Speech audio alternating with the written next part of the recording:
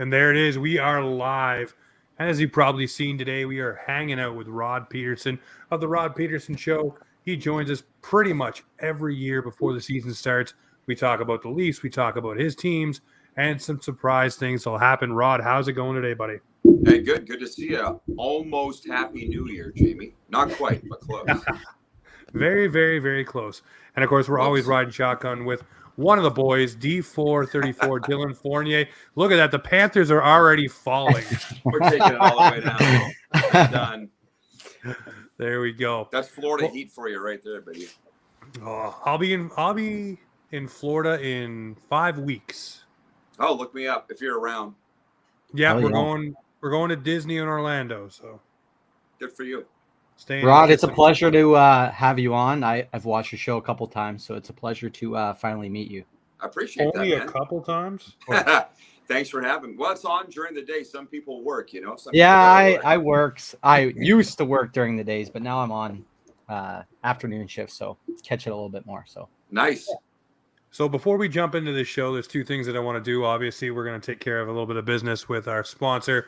But before I jump into that, we do a lot of work with a show called The Offensive Zone, and they're a bunch of great guys. When my grandfather's house burnt down, they sent him over a Vladimir Guerrero Jr. jersey to kind of lift his spirits last Christmas. Done a lot of things. Unfortunately, their host and the man who created the show, KD, Kevin Devine, passed away from cancer just a couple of days ago. So I wanted to shout out the boys. I know they got some heavy hearts right now. It's going to be a tough season doing their show, but you're with us. You're in our thoughts. We love y'all. And it kind of sucks to have to start a show like this, but Kevin was awesome. A great guy, always reaching out, always talking hockey. So to the guys over at the Offensive Zone, we're thinking of you. And hopefully we can link up and do a show or something, talk about Kevin a little bit too. Of course. Yeah. You know me, James, so my condolences go to them. After my battle myself, I obviously know what the whole battle is has its up and its downs, and every day is a blessing to just wake up and be here. So it's obviously upsetting that we lost another person to cancer and somebody that's close to the show. So our prayers are with them. For sure. And the next part, now, this is the hardest pivot ever, but we are proudly brought to you by our friends over at Boxing Rock. Their Puck Off Lagerdale is absolutely the big beer for the big podcast with Rod Pedersen. And, of course, the big game when you watch your favorite team. Check out some Puck Off Lagerdale when you get out east, hopefully across Canada soon. But, Rod, having you on, we want to get some thoughts here. Your guy, and I know he's your guy because he comes on your show and you guys talk and you guys are friends, I know. Babcock is in a little bit of, I wouldn't say hot water. I think he's just trying to do right by his players and figure things out. And it just seems like a firestorm no matter what he touches. It's going to be a lightning rod for criticism because people just want to criticize to criticize. I want to know your thoughts on this little story that came out. And do you think there's any ill intent by Babcock here? It doesn't sound like it from Jenner. It doesn't sound like it from the Blue Jackets. Obviously from the guys at Spittin' Chicklets. You know, they're in their world of drama sells and, you know, gets clicks and gets people talking. So that to me seems like what that spin was. But what is your gut reaction to this? And yeah, I just want to know, as someone who knows Mike Babcock. Well, I think you covered a lot of it with what you said. I don't know where you guys are on Babs as far as Leaf fans go. I mean, I've known him for 30 years. And as soon as I heard this, I'm like, I don't doubt that it happened. I don't doubt that some version of this happened.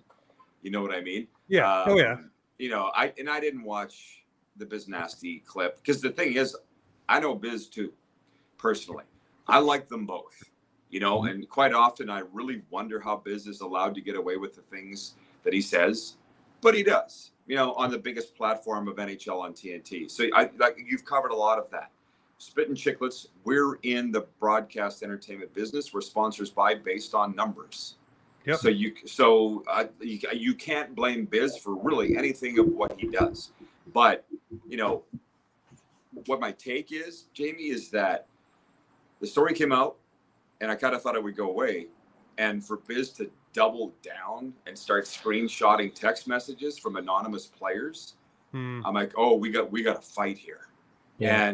And while number one, Serena and I were driving around talking about this today, this is a controversy the NHL could not bury fast enough. How could you, this is not publicity that you want. So I guess my very first thought when I heard it was, they haven't even taken the ice yet, for God's sakes. And there's a controversy in Columbus with Babs. So it's kind of what you said. There's going to be people that don't like him no matter what. And they're going to be on his ass all year. And I don't know. Yeah. And I don't know why Babs didn't take his however many million the Leafs paid him and retired and ran. Because to be honest, he told people that that was going to be his last job. And then Columbus came calling. Of course, he's going to take the job. Yeah. But here they are. So I guess my point is there's three sides to every story. Yep. Your side, my side, and the truth. Yeah. But also where there's smoke, there's fire. So I don't doubt that some version of this did happen. And I don't think Babs has changed, because if you notice, since he left the Leafs, he has yet to apologize. And he's been on my show like 5-6 times. And he's not apologized one time. No, he's kind of walked around it. Even when he's on the interview lately here in the Toronto media, he talked about, did he do some things wrong? Yes, no. He gave the Babcockian answers.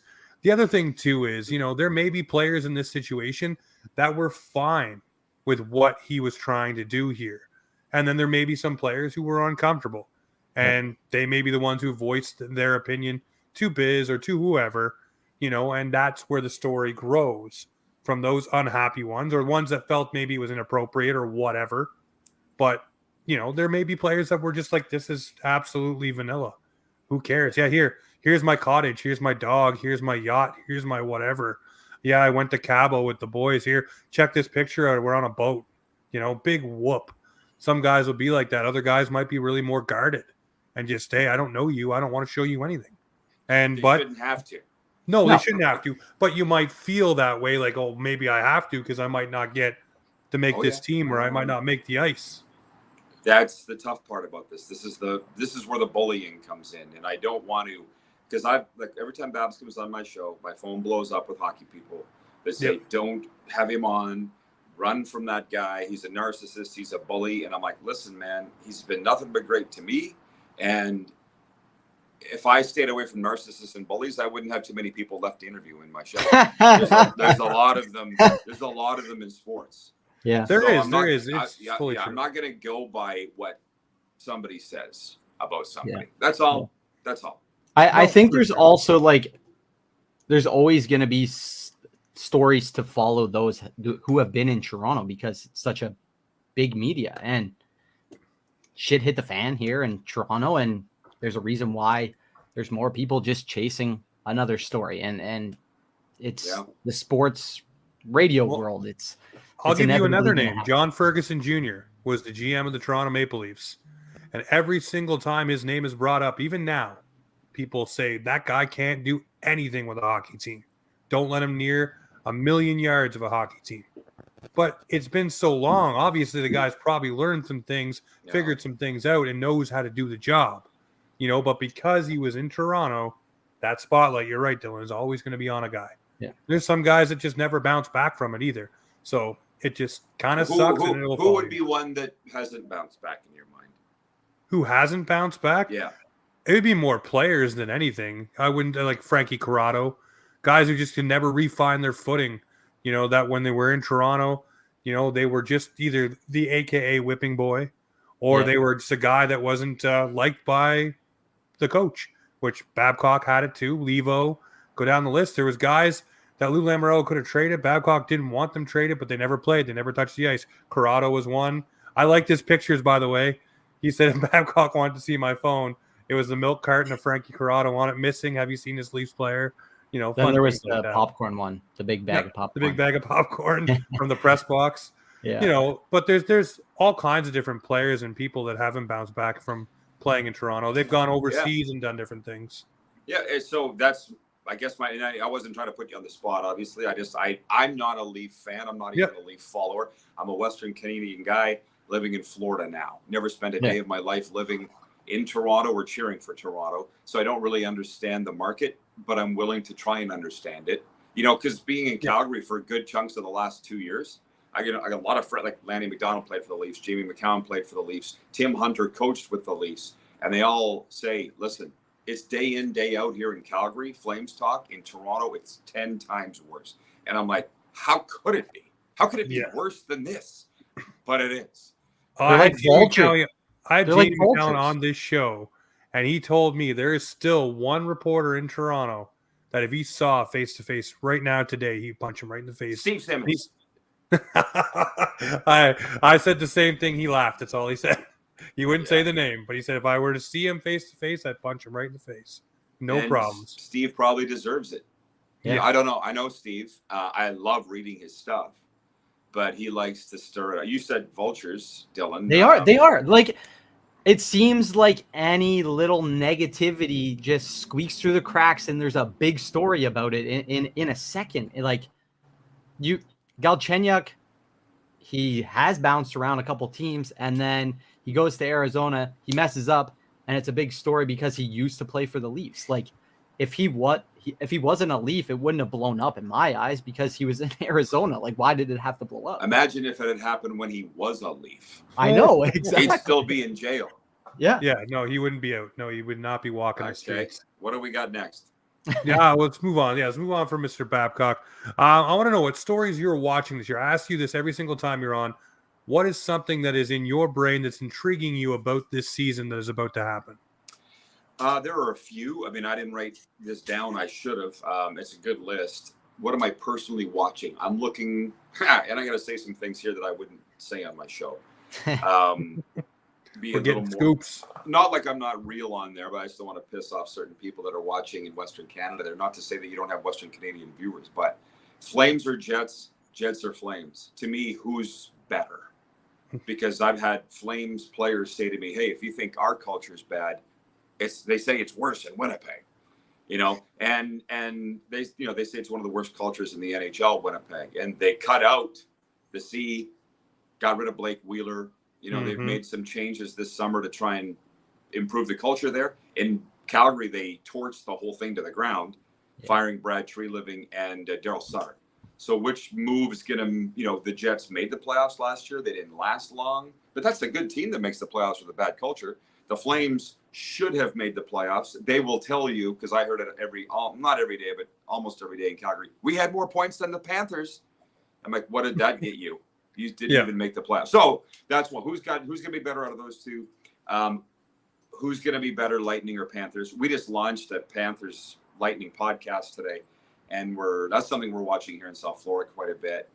And Connor Bedard, November 12th, he's coming to Sunrise. I'm very excited to see what he does. Obviously, can Vegas repeat? Like, I've known Kelly McCrimmon, their general manager, since I was 16 years old, and I was in camp with the Wheat Kings. I've known Kelly that long. And you see the way they've run the Golden Knights. They fired 2 coaches. They're on their 3rd before they won a Stanley Cup. Marc-Andre Fleury screwed up in the conference final. You're gone. Kelly just keeps firing until he gets what he wants. Yep. And then he brought pretty much everybody back this year to reward them in Vegas. So I'm, those are a few. That's enough to watch right there. That's enough to watch. I want to dovetail off of Connor Bedard. What do you think he does in his rookie season? Obviously, Chicago doesn't have a lot of weapons to play with him. They went and got a couple of things, but nothing really prominent to play with Connor Bedard. Do you see him putting up a 70-point season or lower? I got him at 82. 82. Assuming he plays every game, which he hasn't missed time. I've been broadcasting his hey, Clark, Rod, be careful, I'm watching. Nothing about the Leafs. Thank you, Clark. I've been broadcasting his major junior game since he was 15 in Regina. He doesn't miss time. He's very, very sturdy, very skilled, obviously. And he was, 1.3 points a game in junior. And he's going to be playing, and he's going to be playing with a higher caliber of player, which I feel like he's going to be the kind of guy that will elevate his game. Yeah. Some guys sink, but I think he'll be elevated. So I'm saying a point a game. Now, I'm looking forward to him. I love to catch all the rookies that are coming in. Besides Bedard, who is on your radar that you think might compete for the Calder Trophy? Matthew Nice. Yeah, well, we'll get to that. That's why I think our show is popular with certain people, because there's enough guys like you people talking about the Leafs that we talk about everybody else. Yeah. And that's refreshing for people. Yep. Rookies, that entire top 5 in the draft class. I mean, I can't off the top of my head name. I think of Cooley. I'm really curious about Devin Levi this season, the goalie in Buffalo. Yep. Nyes, and then Fantilli and Carlson. If they make the lineup, of course. I think Fantilli will, and I'm not sure the depth of Fantilli under Babs might not be a good thing, though. I'm Might not limit sure that the ice. depth of Carlson and Well, the Ducks. I'll tell you what, listen, I want to go back to another bad story. I did a banquet in the spring with Ryan Getzlaff, and he said that his very first ever training camp with the Ducks was Babcock was the coach. So he said, we're skating around first practice, we're skating laps. He goes, Babcock skates up to me, swats me on the butt with his stick and says, hey, the word on you is that you're soft. Why would scouts and coaches say that you're soft? And Ryan's like, I don't know. I've never heard that before. And he goes, well, that's what I heard, and I've never seen you play. So why would coaches say you're soft? And Ryan's like, I don't know what to say to this guy. It's the first conversation I've ever had with him. and he goes, I don't think you're soft. And then he goes, he patted me on the butt and skated away. He goes, just the weirdest mind game. And I think Ryan said that was the year of the lockout. So he went back to Calgary, Hitman, and never did play a game for Babs. But he's just so, but there's a young guy that's a rookie that Babs is getting in his head. Don't know why. But Ryan ended up having a Hall of Fame career. So just Babs has weird ways, but who's to say that they're wrong? So maybe that'll work with Fantilli. Hopefully so. Yeah, but I saw the article with Logan Cooley. I feel sorry for Logan Cooley. Who doesn't feel sorry for anybody playing in Arizona? Like, Gunther. Yeah, it's a wonderful city with a terrible team. You know, let's go back to Biz. I was riding an elevator with him about 2018 in the rink in Phoenix. And I'd been listening to him on the pregame show say they're in year 3 of a 5-year rebuild in Arizona. Ooh. So we get in the elevator, and I'm like, Biz, really? You actually think it's going to be a 5-year rebuild here? And he goes, hey, got to sell it. At that time, he was the color guy for the Coyotes on TV and radio. I can't remember. I think it was radio. Yeah, it's now 2023. Yeah. And I've got a pick to be dead last 32nd in the NHL. So how's that rebound going? Rebuild, whatever you want to say. So anybody in Arizona, it's where careers go to die. That's pretty much it. Alexander Kerfoot. I mean, it's the quietest place you can go to not make mistakes. So, yeah. And Matthews clearly isn't going there, not anytime soon. So you guys got to be happy that rumor's been put to bed. We'll talk about that here in a minute. I want to ask you this one. What may shock us this season? Obviously, Boston and Florida. Those two teams for me. Boston losing Krejci and Bergeron. Traded away Hall to save some cap space. Orlov is gone as well. Obviously, the net minding, not too bad. Swayman. You got Allmark in there. The defense still has got their pieces. Do you see Boston taking a step back? Same thing with Florida. I'm wondering, with some guys being injured to start the season, losing a guy like Alex Lyon, the big story with Spencer Knight coming back. He's got to find his footing. You know, when he doesn't do well, it's going to be that dark cloud story. Is he still battling? Is he still battling demons, et cetera, et cetera? Do you see those two teams taking a step back? And if not, why? Well, I had Boston picked to miss the playoffs, and nobody has really argued that for all the reasons that you just said. So I don't need to continue. They have the best goaltending tandem in the NHL, and that will help, but it's not going to be enough to offset. It's been a good run, boys. Really good run. If anything, like if they squeak in, I think it would be similar to what Florida did. Like they would be winning games by 1 goal, like just 1 goal because of their defense and their goalies can just shut it down. But they don't have the goal scoring there. In my eyes, center depth is what they don't have. Yeah. Well, there's nothing wrong with a rebuild. Just teams won't say it anymore. And as far as Florida, like I'm a really big culture guy. Like I called games for 20 years in the Canadian Football League and the Western Hockey League. I've been with good teams and bad teams. My dad worked in the NHL for 26 years, won a Stanley Cup with Dallas. And the reason I say that is here in Florida, they have an unreal culture, unreal from top to bottom. Their president's a military guy. They're owned by a military guy. And if you know anything about the military, they run things sharp. Vegas Golden Knights, same thing. So from the day I showed up, this will be my third season covering the Panthers. Joel Quenneville was a coach then, boys, just so you know. That's how long ago and what this team's been through since then. But what have they done? Won a President's Trophy after Q stepped down and Brunette took over. And then Paul Maurice takes him to the Stanley Cup final. And everybody thought Paul Maurice waved this magic wand and made him good. Everybody forgot they'd won a President's Trophy the year before he even got there. And Pomo, showed up and said, I just didn't get in their way. I just didn't screw anything up. That's the only thing that I can say. So they got Bob signed long-term, Kachuk on the long-term, Barkov on a long-term. They got Oliver Ekman-Larsson, who I watched really closely in Arizona. I think he's awesome. Yeah, they got him in free agency. They lost Radko Gudas. To me, that's a win. I don't really know why anybody would leave this franchise and this market because I love it so much, but I understand maybe it's not for everybody. The only real guys they lost him, they traded away Anthony Duclair to San Jose. I assume that's a financial thing. And Mark Stahl signed in Philly, which I don't know why you would do that. But it's largely the same roster coming back. So aside from the injuries, and Kachuk said this week he's healthy and ready to go. I was at an autograph signing with him on Sunday. I didn't talk to him, but he looked fine. I think Florida's going to be not only in the playoffs. I got the Leafs 1, Florida 2, Tampa 3, and then Buffalo 4 because I think this is the year that they take the step forward. I like. Yeah, there's the Buffalo, Detroit, Ottawa, those three right there. I think they're going to be battling tooth and nail between each other to get themselves into the playoffs. Before we jump into anything further, want to talk about our friends over at DraftKings. We are partnered up with the Hockey Podcast Network, and football, well, it's back in full swing, and we all know that. And guess what? DraftKings is the official sports book of the NFL. And new customers can bet $5, just $5, and get $200 instantly in bonus bets. Nobody's missing out on all this action. All DraftKings customers can take advantage of 2 new offers every game day in September. Get in on the NFL Week 2 action with DraftKings Sportsbook. Download the app now. Use the code THPN to sign up.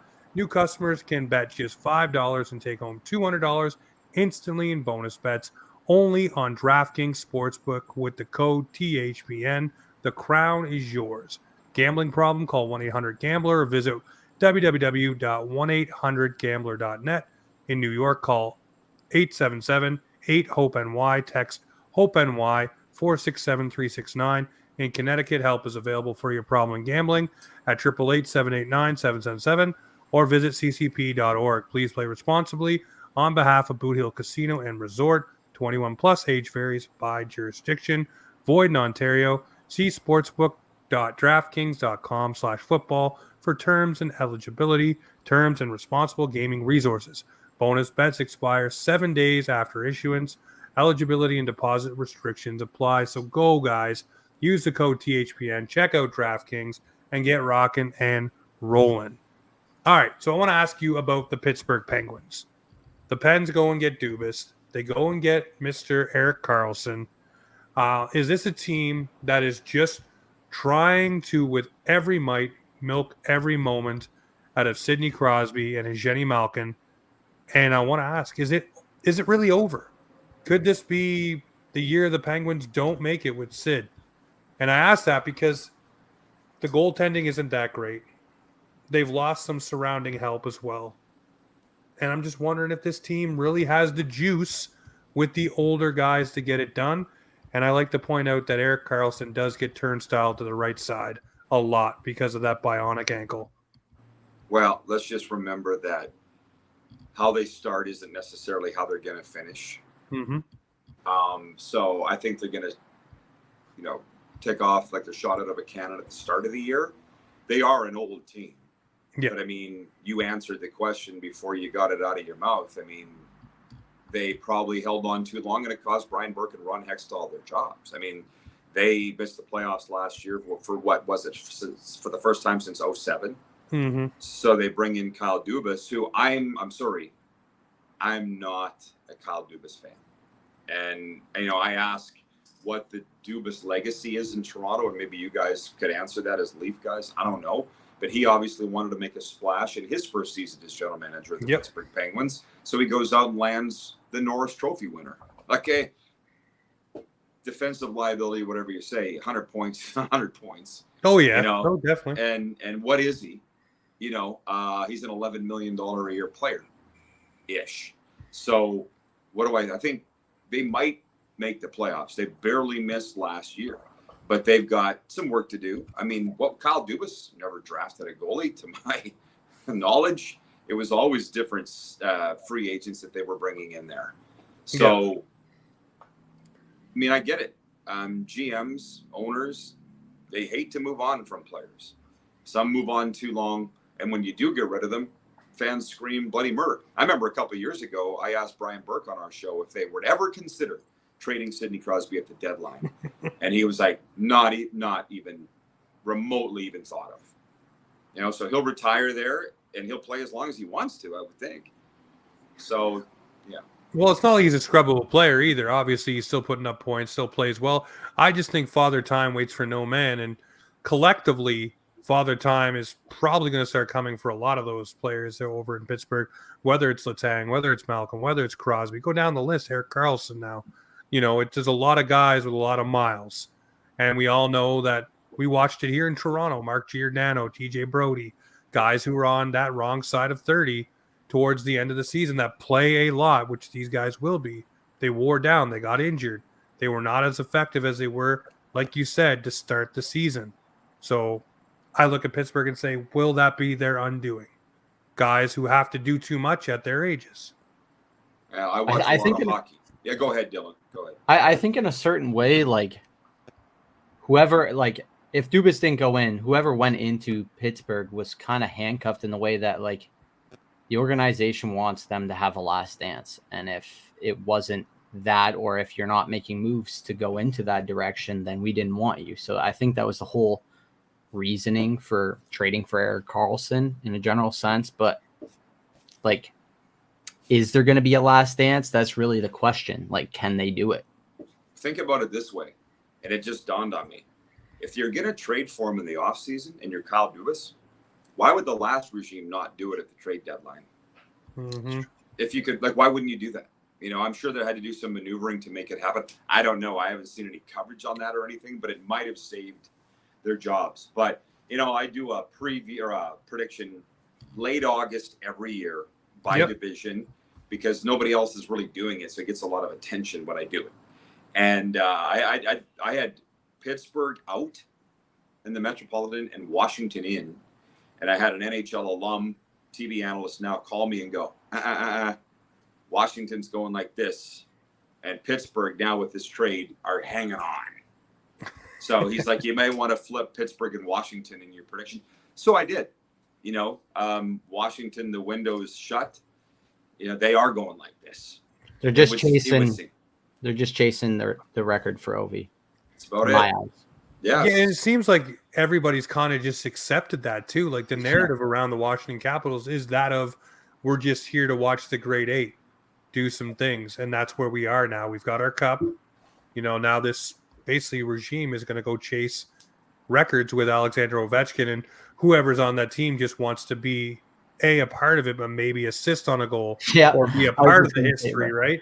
They want to be a part of that now. Yeah. So it's going to be a lure for some guys to be in a record book with a guy who may set the goal scoring record if he can get there. So we'll see. But yeah, no, I definitely agree. Washington's going down.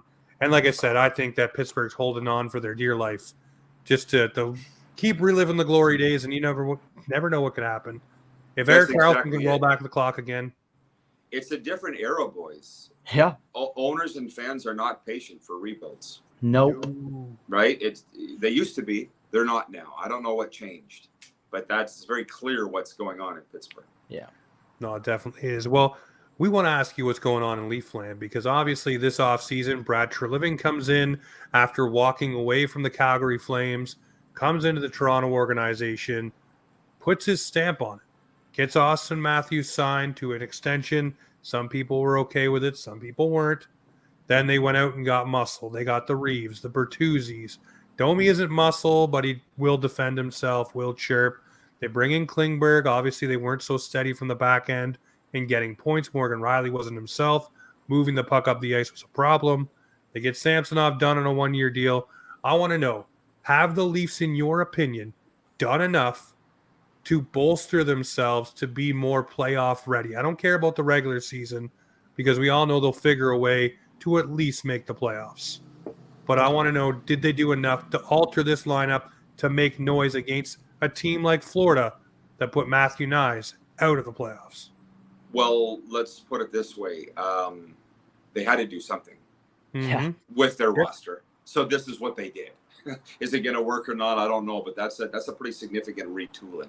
I am not the biggest Domi fan. I mean, rough numbers here. I think he's been in the league 7-8 years. This is his 7th or 8th team. Yep.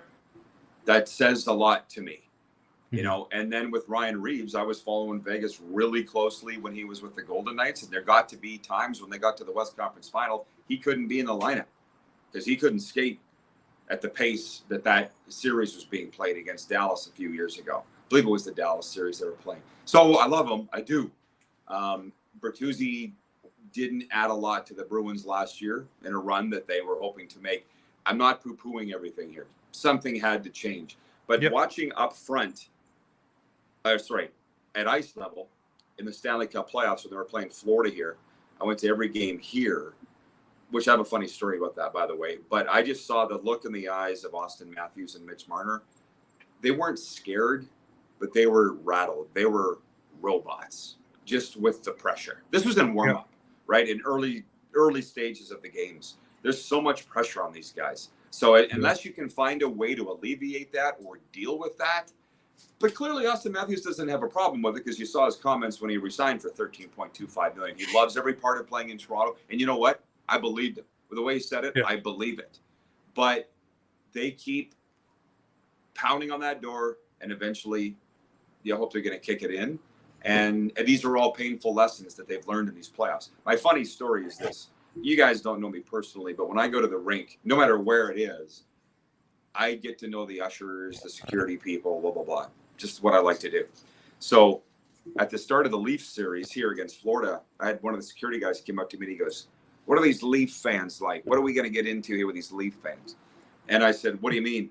He goes, "We had to throw out 37 Bruins fans last series, drunken, disorderly conduct. They're a bunch of assholes." And I said, he goes, "Are the Leaf fans going to be like this?" And I said, No. They're just annoying. They're not going to cause a problem. I said, they're going to be the first people here beating on the doors an hour and a half before the game, which they were. And loud, but they won't cause any problems, which they didn't. But the Leafs lost the games here, and as I recall, and I know for sure of one game they did because there was grown men sitting in their seats crying 2 hours after the game. They're like, "Buddy, you got to go." You know what I mean? So, yeah, Leaf fans, annoying but not dangerous. That's the summation of that story. Well, listen, you know what?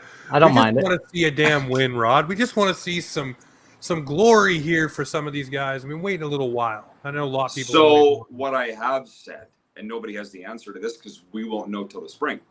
The difference with the Leafs this year that I've seen is you guys all think every year is your year, which is cool, right? This is our year. Every year you say it, and it hasn't been since 1967. What's different this year is everybody thinks it could be the Leafs year. Not just Leaf fans.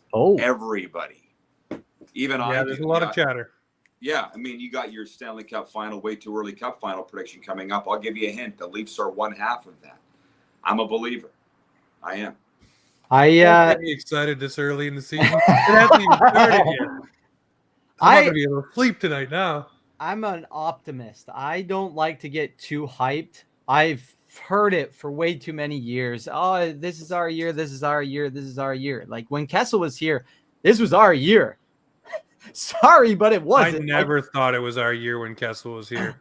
But like that's just how crazy this fan base is. And when we started, when I joined this podcast, I should say, I realized that a lot of us think pretty similar about the Leafs outcome, and we're pretty realistic.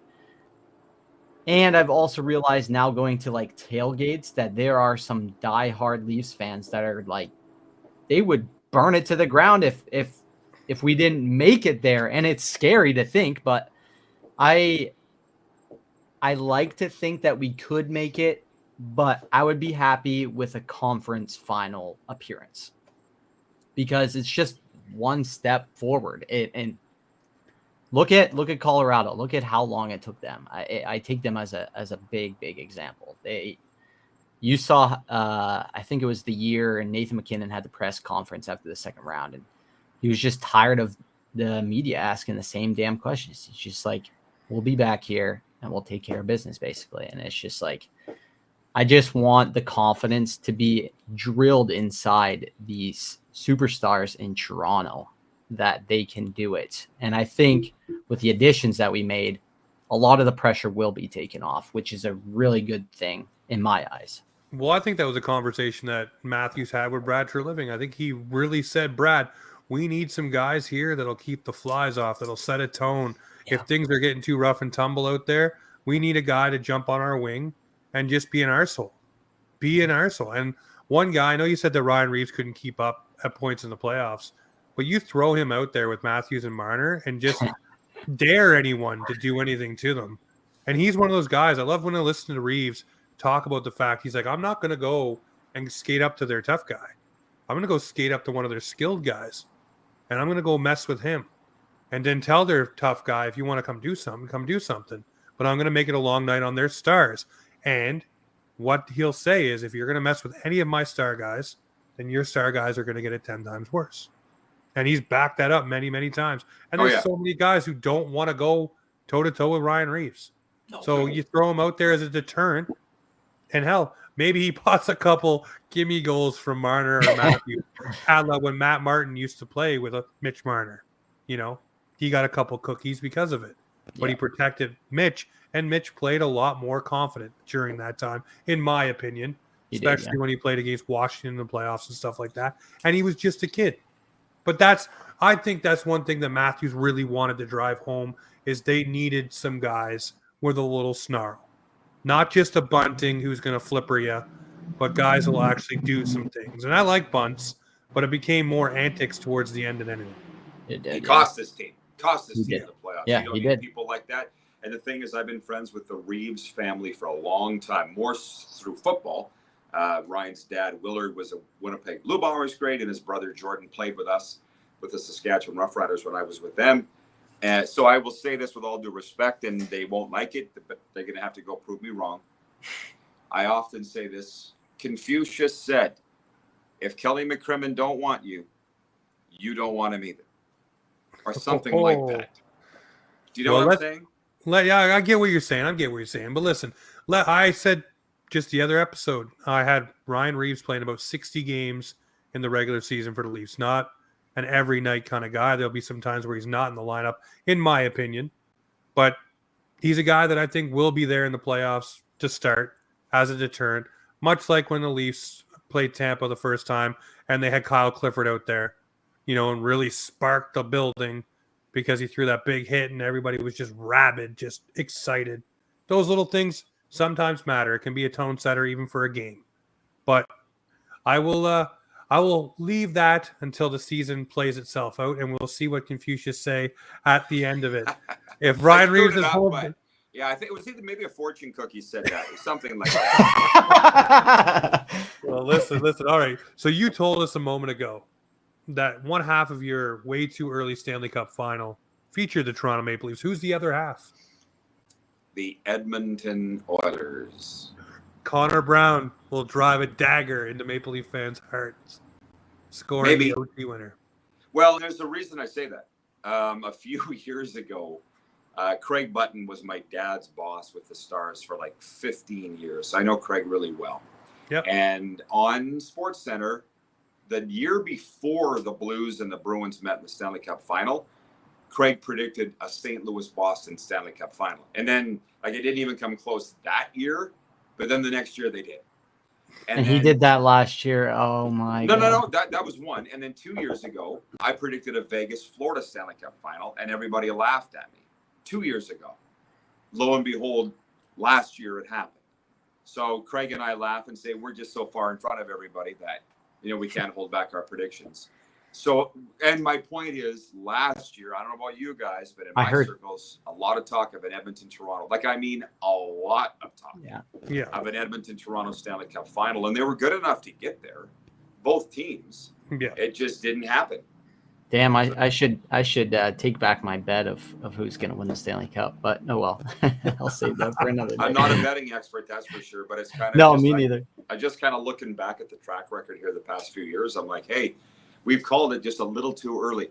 And as far as I know, betting windows in Vegas don't take your slip from last year. Hey, No. I said this last year. I have it written down right here. Yeah, exactly. Oh, man. Yeah. All right. Well, Rod, I want to leave it with this one. Obviously, you're a big CFL guy.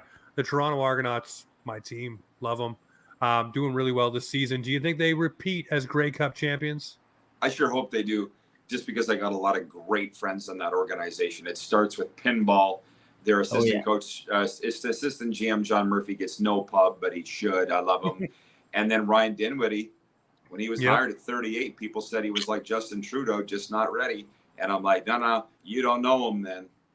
And he's shoved that down everybody's throat. Nice. So it's He's a made it a point. great organization. Well, I'm looking forward to it. Well, Rod, I want to thank you every single time you come on. It's a great show. We have a lot of fun. Appreciate you giving us the time. Look forward to having you on maybe towards the end of the season just to see if that fortune cookie was right or wrong. And talk some playoffs, my friend. Hopefully the Florida Panthers are in there, but I look forward to catching up with you towards the end of the season, of course. Thanks, guys. Appreciate it. It was fun. Thanks, Rod. No worries. Well, ladies and gentlemen, you know what this is. This is Offside Hockey Talk, where the Maple Leafs and hockey come to talk.